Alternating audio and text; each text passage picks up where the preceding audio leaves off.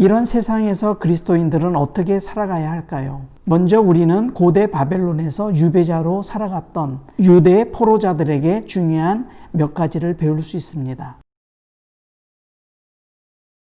안녕하세요. 생명의 말씀사 편집부의 구자섭 부장입니다. 오늘은 최근에 출간된 디지털 바벨론 시대의 그리스도인이란 책을 소개할까 합니다. 현재 한국교회는 두 가지 심각한 도전에 직면해 있습니다. 첫 번째 도전은 코로나 바이러스로 인한 비대면 사회로의 진입입니다. 그리고 두 번째 도전은 비대면 사회를 장악하고 있는 디지털 바벨론 시대의 정신적, 영적 도전입니다.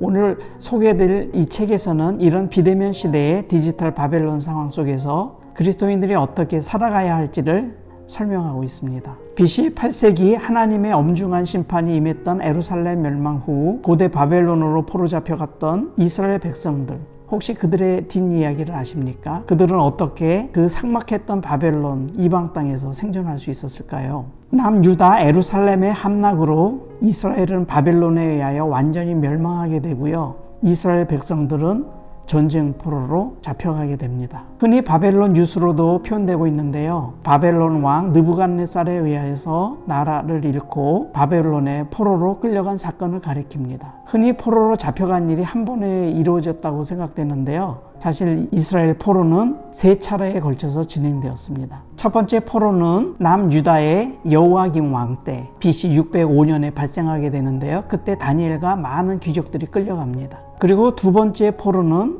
여호야긴 왕 BC 597년에 발생하게 되는데요. 그때 왕을 비롯한 여러 지도자 그리고 기술자들이 끌려갔고요. 그때 에스겔 선지자도 포로로 잡혀가게 됩니다. 그리고 세 번째 포로는 남유대의 마지막 왕인 시드기야 왕 BC 586년에 이루어집니다. 이때 예루살렘 성은 완전히 파괴되고 성전의 성물들은 모조리 약탈되고 왕족과 귀족, 학자, 지신들이 포로로 잡혀가게 됩니다. 그리고 예루살렘에는 미천한 신분만 남게 되는데요. 예루살렘은 그때 공동화 현상이 생깁니다. 그리고 예루살렘 주변에 있었던 암몬 족속 등 그 주변 족속들이 그곳에 들어와 살게 됩니다. 유대 백성들이 이렇게 나라를 잃고 유랑 생활을 하던 당시 포로지에서 그들은 어떻게 생존할 수 있었을까요? 고대 바벨론은 이방 문화의 중심지이자 온갖 쾌락이 난무하던 자극적이며 다문화적이고 모든 부와 권력을 쟁취하려는 인간의 욕망이 가득한 장소였습니다. 권력을 얻기 위해 온갖 종류의 권모술수가 난무하던 곳이었고요. 남을 밟고 일어서야만 비로소 생존할 수 있었던 곳이었습니다. 이런 환경 속에서 유대 포로자들이 어떻게 살아갈 수 있었을까요? 사실 우리들 역시 고대 바벨론으로 포로로 잡혀간 유대의 포로들처럼 오늘날 디지털 바벨론 시대에 포로로 잡혀와 살고 있는 유배자들입니다. 저자가 바로 오늘날의 시대를 디지털 바벨론 시대라고 규정하고 있는 이유가 그것 때문입니다. 고대 바벨론의 특징과 오늘날의 시대는 너무나도 똑같은 모습을 하고 있습니다. 오늘날 디지털 바벨론 시대는 실제 장소는 아니지만 와이파이나 또는 데이터를 이용하는 모든 사람들이 살고 있는 가상의 장소로서 자극적이며 다문화적이고 인간의 부와 명예가 우상이 되어 있는 곳입니다. 고대 바벨론처럼 하나님에 대한 관심이 주변으로 밀려나 있는 시대입니다.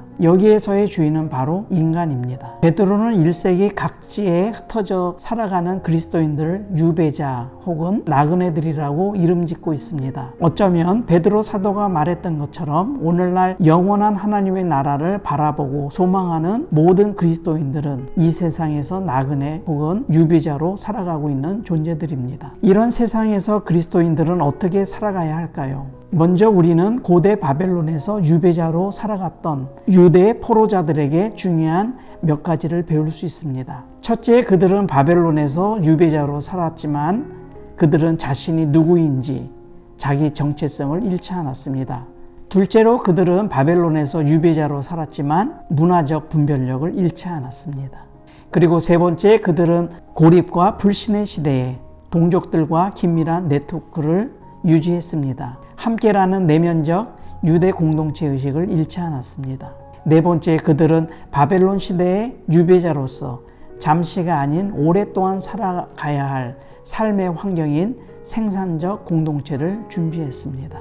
그리고 그들은 바벨론에서 유배자로 살았지만 무엇보다도 하나님의 뜻과 계획에 대한 하나님의 섭리에 대한 미래적 소망을 잃지 않았습니다. 그리고 마지막으로 그들은 무엇보다도 이런 사실들을 기반으로 다음 세대를 준비시켰습니다. 이 6가지가 바로 바벨론에서 유대 포로자들이 생존을 할 수 있었던 중요한 이유입니다.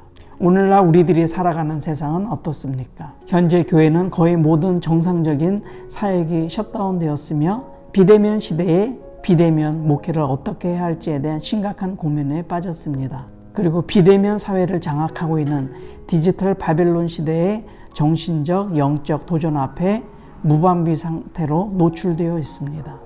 디지털 바벨론 시대의 도전이 코로나 바이러스 사태보다 더 심각하고 무서운 이유는 질병을 극복하면 비대면 사회는 다시 정상적인 자리로 되돌아가겠지만 디지털 바벨론 시대의 정신적, 영적 도전은 여전히 그대로 남아 심각한 영향을 줄 것입니다. 저자는 이 책에서 비대면 시대의 디지털 바벨론 상황 속에서 그리스도인들이 어떻게 살아가야 할지 고민하고 준비하라고 말합니다. 특히 디지털 바벨론 시대의 포로로 유배자로 살아가야 할 그리스도인들에게 중요한 삶의 원리를 제시하고 있습니다. 그런 면에서 이 책은 단지 다음 세대를 위한 책이 아닙니다. 디지털 바벨론을 살아가는 우리 자신들을 위한 책입니다. 빠르게 변화하고 점점 더 복잡해지는 디지털 바벨론 시대를 단순히 염려해서 멈추지 말고 어떻게 승리하며 살 수 있을까요? 디지털 바벨론 시대의 그리스도인이라는 책에서 그 해답을 찾아보시기 바랍니다. 감사합니다.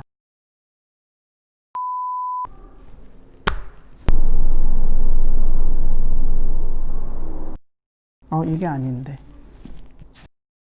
이러면 끝났어요.